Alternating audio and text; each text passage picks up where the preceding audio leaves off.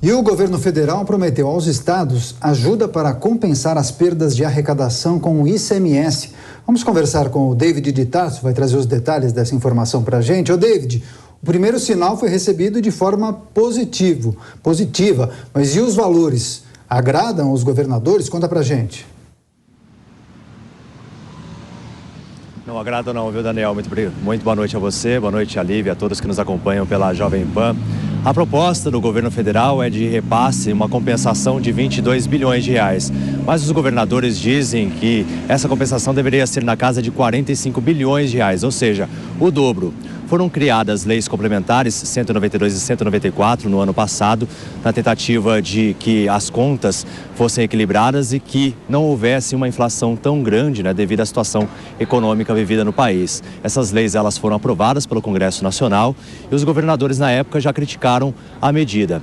E hoje o governador de Minas Gerais, o Romeu Zema, participou do programa Pânico da Jovem Pan.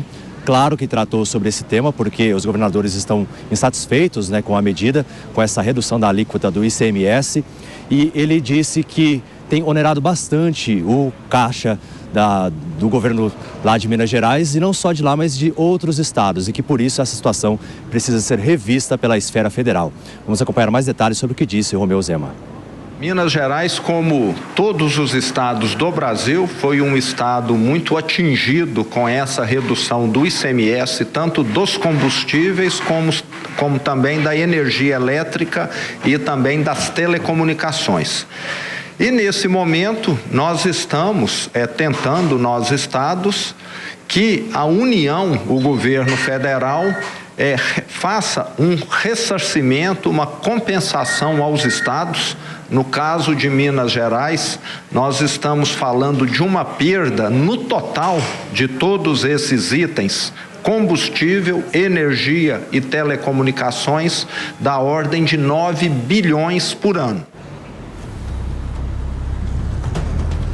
Ainda de acordo com Romeu Zema, estão previstas também reuniões com o Supremo Tribunal Federal para que os combustíveis deixem de ser itens essenciais. Por meio das leis complementares criadas, uma delas trata sobre esse tema e justamente considerou o combustível como item essencial. E os governadores querem que esse tema, os combustíveis, sejam tirados dessa lista. Outro governador que se pronunciou sobre o tema foi do Mato Grosso, o Mauro Mendes.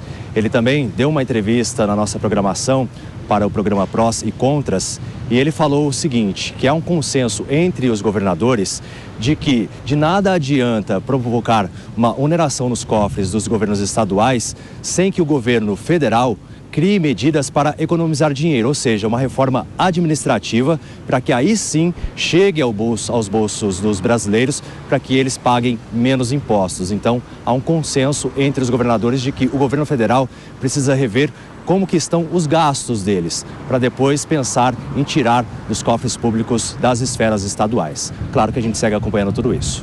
É isso aí, David de Tarso trazendo as últimas informações desse que virou um imbróglio, David? Obrigado, bom trabalho para você. Seguimos com as análises e os comentários dos nossos convidados. Fernando Capês, que por muito tempo acompanhou essa questão, inclusive aqui no estado de São Paulo, já que participou por muitos anos do Poder Legislativo paulista. Agora, Capês, lhe parece justo, nesse momento, o governo federal compensar os estados por conta dessa perda de arrecadação após aquela limitação da cobrança do ICMS sobre os combustíveis? O governo quer compensar 22 bilhões de reais, só que os estados falam em perdas que chegam a 45 bilhões de reais. Agora, como equacionar expectativa e realidade, hein? Bom, em primeiro lugar, não é compensação, É compenalização, porque se a compensação não é proporcional à perda com a arrecadação, evidentemente não é compensação. O que eu tenho notado aqui, basicamente, o presidente Lula, do seu primeiro mandato, que derrotou José Serra com uma larga margem de votos, mais de 60 a 40, entrou no seu primeiro mandato com uma legitimidade, um apoio muito maior do que este presidente Lula, que ganhou muito apertado de Jair Bolsonaro, e mesmo assim uma coalizão de visões que não são só de esquerda. Então, em primeiro lugar, ele tem que analisar. Ele quer ser o presidente Lula, que não interferia no Banco Central, que assegurava a autonomia da economia, que não se opunha às privatizações, pelo menos não de maneira ideológica e sistemática, como vem fazendo, ou se vai ser o presidente Lula da Dilma Rousseff, que vai repetir o fracasso que foi o mandato de Dilma Rousseff, que terminou tão fragilizada que acabou sofrendo impeachment por um argumento que poderia passar se ela tivesse uma base parlamentar mais forte e um apoio popular. Então, isso ele tem que ver. O que tem que ser feito, estas isenções tributárias, benefícios fiscais, subsídios, eles acabam sendo medidas paliativas. O que tem que ser feito, claramente, é apoio às privatizações, mas não me parece que esse seja o discurso da esquerda. Na privatização, o Estado se livra da tarefa de gerenciar empresas que não tem vocação para isso. Se livra da pressão por cabides de emprego, da pressão parlamentar, por exemplo, por nomeações cargos, nomeações por conchavos políticos. Se livra da corrupção, porque não vai ter dinheiro público, vai ter dinheiro privado.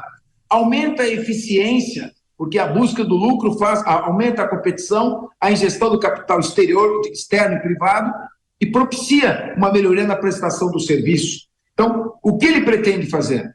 Ora, essa compensação também é um paliativo. Na verdade, o que ele tem que fazer é obter um aumento da arrecadação dos estados por meio do aumento da produção, da melhora da economia, mas isso demanda tempo. Não é interferindo artificialmente na taxa do Banco Central que ele vai conseguir fazer isso. Não é se opondo, por exemplo, à privatização da Eletrobras, já aprovada por lei, verificada e aprovada pelo Tribunal de Contas da União, e ele fala em retrocesso, não é alterando o ânimo e assustando o mercado que ele vai conseguir fazer isso. Então, eu lamento, porque essa compensação é uma medida meramente paliativa, insuficiente, e o que o país precisa, que é a retomada do crescimento econômico, de uma reforma administrativa que faça a União gastar bem menos do que gasta, para poder não impor uma carga tributária tão excessiva. Acho que é isso que nós estamos precisando. Então, o que estamos assistindo aqui, nesse primeiro momento, me parece o presidente Lula preocupado com a situação econômica e com medo de tomar decisões corretas, embora inicialmente impopulares.